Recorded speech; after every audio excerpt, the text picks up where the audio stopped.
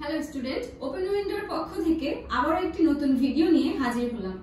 আজকে আমরা আলোচনা করব রাশিয়ার উচ্চশিক্ষার ক্ষেত্রে কনসালটেন্সি ফার্মগুলোর সাথে কন্ট্রাক্টে কাজ করা উচিত কিনা। এই বিষয়ে আমরা সিনিয়র কনসালটেন্ট আতিকুর রহমান স্যারের সাথে কথা বলবো, জানতে চাইবো ওনার মতামত। হ্যালো স্যার, আসসালামু আলাইকুম, কেমন আছেন? জি, ওয়ালাইকুম আসসালাম। আপনি কেমন আছেন? আলহামদুলিল্লাহ ভালো আছি। বরাবরের মতো আরো একটি নতুন প্রশ্ন নিয়ে হাজির হলাম আপনার কাছে। কি ধরনের প্রশ্ন? রাশিয়ার উচ্চশিক্ষার ক্ষেত্রে কনসালটেন্সি ফার্মগুলোর সাথে কন্ট্রাক্টে কাজ করাটা কতটা যুক্তিসঙ্গত?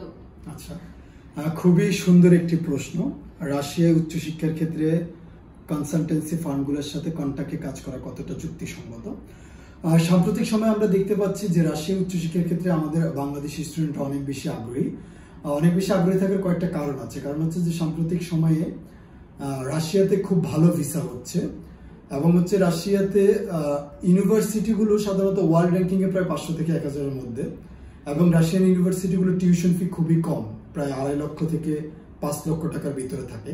তো যে কারণে যেহেতু ওদের ইউনিভার্সিটিগুলো খুব ভালো মানের ইউনিভার্সিটি এবং টিউশন ফিও খুব কম এবং খুব সহজেই ভিসা হচ্ছে, যে কারণে আমাদের স্টুডেন্টরা রাশিয়া উচ্চশিক্ষার বিষয়ে খুবই আগ্রহী। কিন্তু এই যে প্রায় শতভাগ ভিসা নিশ্চয়তার সুযোগ নিয়ে সাম্প্রতিক সময়ে দেখা গেছে যে কিছু কনসালটেন্সি ফার্ম স্টুডেন্টদের সাথে হচ্ছে যে 6 থেকে 7 লক্ষ টাকার কন্ট্রাক্টে রাশিয়ান উচ্চশিক্ষা নিয়ে কাজ করে। কন্ট্রাক্ট কেমন, যে আপনার অল ডকুমেন্টসগুলো, স্টুডেন্টের অল একাডেমিক সার্টিফিকেট, মার্কশিট বা পাসফিটগুলো প্রতিষ্ঠানগুলো হচ্ছে যে জমা রেখে হচ্ছে যে স্টুডেন্টদের জন্য তাদের নির্ধারিত কিছু ইউনিভার্সিটিতে আবেদন করে, এবং করার পর দেখা গেছে যে খুব সহজে অফার লেটারটা চলে আসে এবং স্টুডেন্টের ভিসা অ্যাপ্লিকেশন করে এবং ভিসা হয়ে যায়। আর এই ক্ষেত্রে ভিসা হওয়ার আগে কি ধরনের খরচ আছে এটা যদি আমি একটু ক্লিয়ার করি। সাধারণত রাশিয়া প্রসেসিং করার ক্ষেত্রে ভিসা হওয়ার আগে স্টুডেন্টের হচ্ছে যে সব ইউনিভার্সিটিগুলোতে কোনো অ্যাপ্লিকেশন ফি থাকে না, এবং ভিসা আবেদনের সময় একটা মেডিকেল টেস্ট করতে হয়, সেখানে 8,000 টাকা খরচ আছে এবং এম্বাসি ফি প্রায় 9,600 টাকার মতো খরচ আছে। অর্থাৎ ভিসার আগে এই 17 থেকে 18,000 টাকার মতো স্টুডেন্টের খরচ হয়। এর বাইরে কিছু খরচ আছে, বিশেষ ক্ষেত্রে হচ্ছে যে কিছু কিছু ক্ষেত্রে ইউনিভার্সিটিতে আবেদন করার সময় হচ্ছে যে ডকুমেন্টসগুলো অ্যাটাস্টেশন বা এম্বাসি লিগ্যালাইজেশন প্রয়োজন হয়, সেখানে সামান্য কিছু খরচ আছে। তো এর বাইরে এই খরচগুলো স্টুডেন্টের আছে, এম্বাসি ফি এবং হচ্ছে মেডিকেল ফি।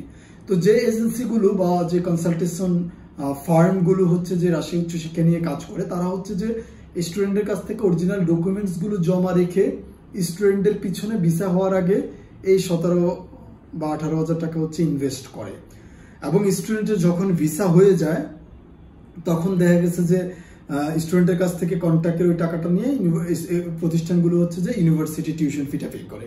এক্ষেত্রে অনেক সময় দেখা যায় যে এই ধরনের প্রতিষ্ঠানগুলো যেই বিশ্ববিদ্যালয়গুলোর সাথে কাজ করে তারা খুবই নিম্নমানের ইউনিভার্সিটি হয়ে থাকে, বা দেখা গেছে যে অনেক ক্ষেত্রে প্রাইভেট ইউনিভার্সিটি হয়ে থাকে।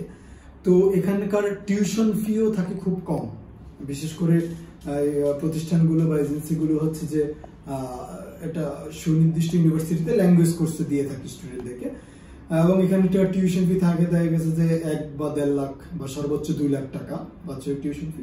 তো আপনার সাথে যখন ভিসা হওয়ার পর 6 থেকে 7 লক্ষ টাকা কন্ট্রাক্ট হবে, ভিসাটা হওয়ার সাথে সাথে ওরা হচ্ছে যে আপনার কাছ থেকে এই টাকাটা নিয়ে নিলে এবং এই টাকাটা থেকে ইউনিভার্সিটির টিউশন ফিটা এজেন্সিগুলো পরিশোধ করলো, এবং পরবর্তীতে সেখান থেকে হচ্ছে যে আপনার এয়ার টিকেটের কস্টটা এবং বা কিছু কিছু ক্ষেত্রে আপনার ওখানে 1 বছরের অ্যাকোমোডেশন যে কস্ট বা ডরমিটরি ফিটাও হচ্ছে এজেন্সিগুলো আপনার বহন করবে। তো সর্বোপরি দেখা যায় যে আপনার পিছনে খরচ হবে 2.5 থেকে 3 লক্ষ টাকা, কিন্তু প্রতিষ্ঠানগুলো আপনার হচ্ছে যে আপনার কাছ থেকে প্রায় 6 থেকে 7 লক্ষ টাকা নিয়ে নিবে। তার মানে এখানে আপনাকে দিয়ে কিন্তু মোটা অঙ্কের টাকা হচ্ছে যে তারা লাভবান হচ্ছে, এবং এতে করে শুধু তারা লাভবান হচ্ছে এবং আপনি আসলে কতটা লাভবান হচ্ছেন বা ক্ষতিগ্রস্ত হচ্ছেন। এখানে আসলে ওদের নির্ধারিত ইউনিভার্সিটিগুলো নিয়ে যখন আপনি কাজ করবেন তখন অধিকাংশ ক্ষেত্রেই দেখা গেছে যে তাদের ইউনিভার্সিটিগুলো র্যাঙ্কিংয়ে খুব নিম্ন অবস্থানে থাকে। হ্যাঁ, আপনার উচিত, যেহেতু আপনি বিদেশে উচ্চশিক্ষায় পড়তে যাবেন, আপনার উচিত যে একটা ভালো ইউনিভার্সিটি নিয়ে পড়াশোনা করা। ওদের টপ লেভেলের যে ইউনিভার্সিটিগুলো সাধারণত এগুলো ওয়ার্ল্ড র্যাঙ্কিং এ প্রায় 500 থেকে 1000-এর মধ্যে থাকে, এবং তাদের টিউশন ফি সর্বোচ্চ দেখা গেছে যে 3 লাখ বা 4 লাখ হবে। তো আপনার একটু টাকা পয়সা খরচ করে হলেও এই ইউনিভার্সিটিগুলো পড়া উচিত।